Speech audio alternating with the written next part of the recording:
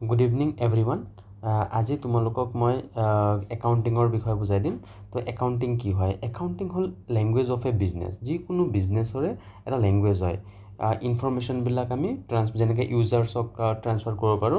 তো সেইটো কাৰণত একাউন্টিংক কি বুলি কয়? ল্যাঙ্গুৱেজ বুলি কয়। It is used to record the financial transaction in the books of account.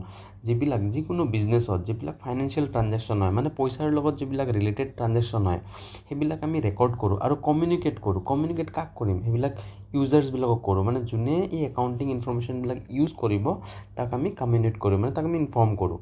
তো accounting is the process of কি ক'ব পাৰোঁ? আইডেণ্টিফাইং, মানে ইয়াতে আইডেণ্টিফাই কৰা হ'ব। আমি চাম, মেজাৰিং, ৰেকৰ্ডিং আৰু প্লাছ মেজাৰো কৰিম। যিবিলাক মানিৰ লগত ৰিলেটেড হয় সেইবিলাককে আমি মানিৰ হিচাপত মেজাৰ কৰোঁ আৰু ৰেকৰ্ড কৰোঁ। ক্লাছিফাই কৰিম, ছামাৰাইজিং কৰিম, এণ্ড এনালাইজিং এণ্ড ইণ্টাৰপ্ৰিটেশ্যন কৰিম। এনালাইজিং কৰা মানে আমি চিষ্টেমেটিক চাম কি হৈ আছে নাই হোৱা, আৰু ইণ্টাৰপ্ৰিটেশ্যন কৰিম ভাল নে বেয়া, আৰু কমিউনিকেটিং কৰি দিম কাক? ইউজাৰ্ছক, মানে যোনে ইউজ কৰে এইবিলাক। তো ইয়াৰ পৰা আমি গম পালোঁ কি একাউণ্টিঙক যদি ভালকৈ চাওঁ আমি 5টা ষ্টেপত 6টা ষ্টেপত আমি ভগাব পাৰোঁ। ফাৰ্ষ্ট ষ্টেপটো কি দেখিছা? ফাৰ্ষ্ট ষ্টেপটো হ'ল accounting in measuring the financial transaction and event. Identify and measuring. তো ফাৰ্ষ্ট আমি আইডেণ্টিফাই কৰিম কি হয়, কি এই কোনটো ট্ৰানজেকশ্যন কালৰ ৰিলেটেড হয়, তাত মেজাৰ কৰিম। ছেকেণ্ডটো কি কৰিম? ৰেকৰ্ড কৰিম। তাৰপিছত আমাৰ নেক্সট আহিব ক্লাছিফিকেশ্যন। ক্লাছিফাইঙত আমি য'ত লেডজাৰ বনাম। তাৰপিছত আহে ছামাৰাইজিং। ছামাৰাইজিং আমি ট্ৰায়েল বেলেঞ্চ বনাওঁ, ট্ৰেডিং একাউণ্ট বনাওঁ, profit and loss account and balance sheet বনাওঁ। তো এই যোনটো ট্ৰায়েল বেলেঞ্চ বনাওঁ তাৰ পৰা তোমালোকে এতিয়া যিহেতু নতুন জাষ্ট আমি কনচেপ্টটো বুজাই আছোঁ। তো এইবিলাক trial balance, trading account, profit and loss account detail গম নাপাবা। সেইবিলাক মই ডিটেইলছলি নেক্সট ভিডিঅ'ত বুজাই যাম এটা এটাকৈ, তেতিয়া তোমালোকে ভালকৈ গম পাবা। এতিয়া জাষ্ট থিয়ৰীৰ কাৰণে তোমালোকে সেইখিনি মনত ৰাখিব পাৰা কি একাউণ্টিঙৰ আণ্ডাৰত ছামাৰাইজিং 4 ষ্টেপত কৰা হয়। ঠিক আছে। 5th ষ্টেপত কি হয়? এনালাইজিং আৰু ইণ্টাৰপ্ৰিটেশ্যন কৰোঁ। ইণ্টাৰপ্ৰিটেশ্যন মানে আমি বস্তুটো বুজিবৰ কাৰণে চেষ্টা কৰোঁ কি হৈ আছে, নাই হোৱা, ভালনে বেয়া পাৰফৰ্মেঞ্চ কৰিছোঁ। তাত কমিউনিকেশ্যন মানে আমি এইটো ইনফৰ্ম কৰোঁ। ঠিক আছে, মালিকক মানে বা এক্সটাৰ্নেল কৈছে, internal and what? External users inform কৰাটোকে বুজাই আছে। তাৰপিছত আহি গ'ল নেক্সট হিষ্ট্ৰী। তুমি যদি ভালকৈ চোৱা তো এইটো ক'ৰ পৰা আহিল, একাউণ্টিং ক'ৰ পৰা কেনেকৈ ষ্টাৰ্ট হ'ল। ফাৰ্ষ্ট যোন আছিলে, ফাৰ্ষ্ট হ'ল Fra Luca Pacioli', Italian author হয়।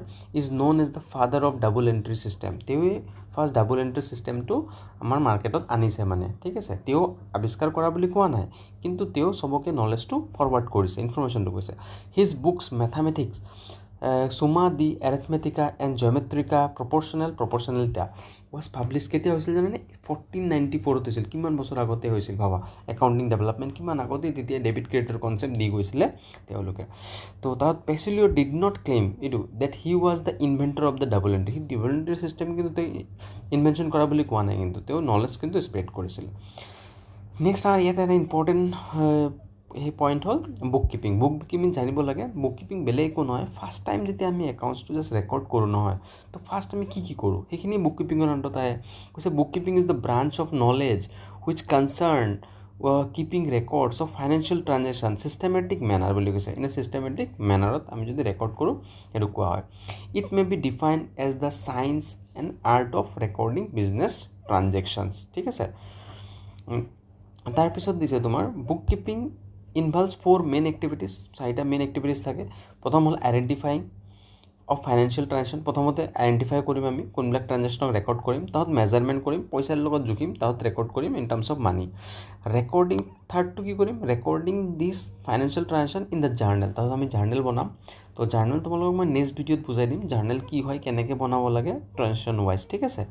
তাৰপিছত আমি কি বনাব লাগে নেক্সট আমি কৰিম ক্লাছিফাইং দ্য লেডজাৰ্ছ। মানে এই যে জাৰ্নেল বনালোঁ তাৰ পৰা আমি ছেপাৰেটকৈ এটা একাউণ্টবিলাক মেইনটেইন কৰিম। ঠিক আছে।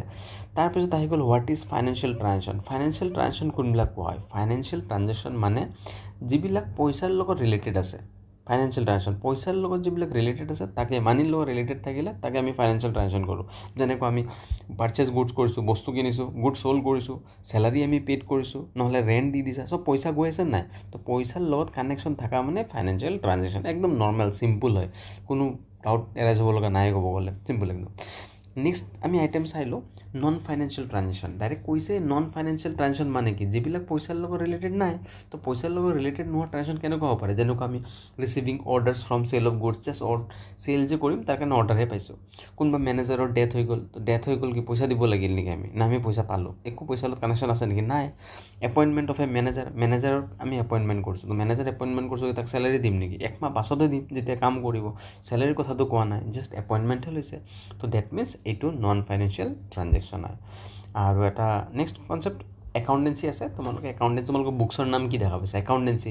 তো বুকখনত কি আছে, বুকখনত থিয়ৰিও আছে প্লাছ একাউণ্টিঙো আছে, কেনেকৈ চামবিলাক ৰেকৰ্ড কৰিব লাগে, তো সেইকাৰণে তাৰ নাম দি দিছে একাউণ্টেঞ্চি। ক্লিয়াৰ। আৰু এতিয়া যদি চাওঁ আমি এই যে একাউণ্টিংটো কোনে ইউজ কৰে, ইউজাৰ্ছৰ ফালৰ পৰা যদি চোৱা তেতিয়া চাবা কি আছে, ইণ্টাৰনেল ইউজাৰ্ছ আৰু এটা কি থাকে এক্সটাৰ্নেল ইউজাৰ্ছ। ইণ্টাৰনেল মানে বিজনেছৰ ভিতৰতে যোনে ইউজ কৰে, আৰু এক্সটাৰ্নেল মানে কোনে, যোনে বাহিৰত ইউজ কৰে। তো ইণ্টাৰনেল ইউজাৰ্ছৰ ভিতৰত আমি চোৱা প্ৰপাইটাৰ্ছ আৰু মেনেজমেণ্ট, মালিকে ইউজ কৰিব, আৰু নহ'লে মালিকে যাক বিজনেছটো মেনেজ কৰিব দিছে সিহঁতে চেক কৰি কিনে চাব বিজনেছৰ পাৰফৰ্মেঞ্চ কেনেকুৱা হৈছে, সেই ইউজাৰ্ছ হৈ গ'ল। তো বাহিৰা মানুহ কোনেনো একাউণ্ট চায়, বাহিৰা মানুহ একাউণ্ট চাব ক্ৰেডিটৰ্ছে চাব। ক্ৰেডিটৰ্ছ কিয় চাব কোৱাচোন, ক্ৰেডিটৰ্ছে তোমাক বস্তু বিক্ৰী কৰি আছে নাই, তো ধাৰত তোমাক বস্তু দি আছে, তো তুমি যদি ধাৰত বস্তু লৈ আছা আৰু যদি ভালকৈ পইচা দিবই নোৱাৰা, তে তোমাক বস্তু দিব কিয়, তো ক্ৰেডিটৰ্ছে জানিব। তাৰপিছত কনজিউমাৰে জানিব বিচাৰিছে, কনজিউমাৰে তোমাৰ পৰা বস্তু ইউজ কৰি আছে, তুমি ভাল বস্তু দিছা নে বেয়া বস্তু দিছা, তো সেইবিলাক বা তোমাৰ বিজনেছত প্ৰফিট কিমান হৈছে এইটো জানিব মন যাব পাৰে কনজিউমাৰৰ, তো সিহঁতেও সেই কৰিব পাৰে।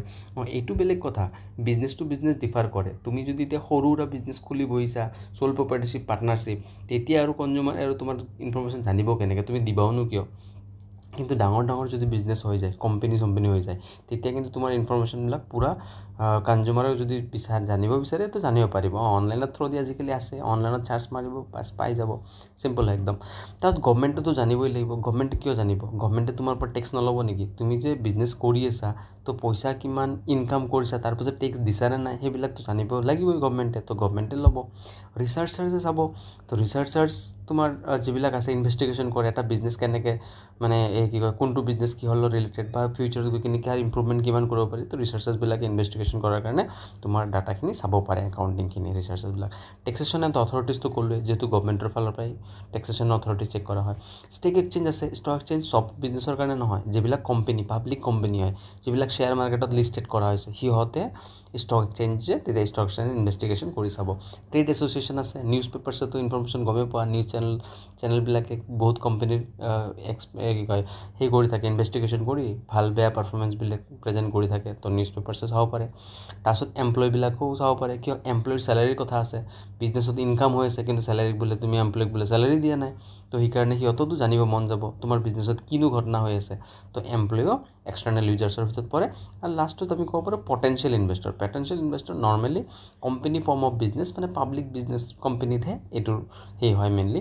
তো পটেঞ্চিয়েল ইনভেষ্টৰ মানে ফিউচাৰত তোমাৰ কোম্পানীৰ শ্বেয়াৰ কিনিব পাৰিব, মানে তোমাৰ বিজনেছটোৰ সি অ'নাৰশ্বিপ পাব পাৰে, সেইবিলাকক কোৱা হয় পটেঞ্চিয়েল ইনভেষ্টৰ্ছ। তো সিহঁতেও তোমাৰ কোম্পানীত পইচা লগোৱাৰ আগতে প্ৰথমতে চাই ল'ব তোমাৰ বিজনেছ কেনেকুৱা চলি আছে, একাউণ্টিং ইনফৰমেশ্যনবিলাক চেক কৰিব, তো সেইবিলাকক কোৱা হয় পটেঞ্চিয়েল ইনভেষ্টৰ। এইকেইটাই হ'ল এক্সটাৰ্নেলছ ইউজাৰ্ছ। তো আমি এইখিনি আজি বুজাই দিলোঁ। তো আমাৰ চেনেলটো ছাবস্ক্ৰাইব যদি কৰা নাই ছাবস্ক্ৰাইব কৰি ল'বা। আৰু আমি নেক্সট ভিডিঅ'টোত তোমাৰ জাৰ্নেলৰ পৰা ডিটেইলছ কনচেপ্ট বুজাই দিম, প্লাছ চামবিলাকো কৰাই দেখাই দিম।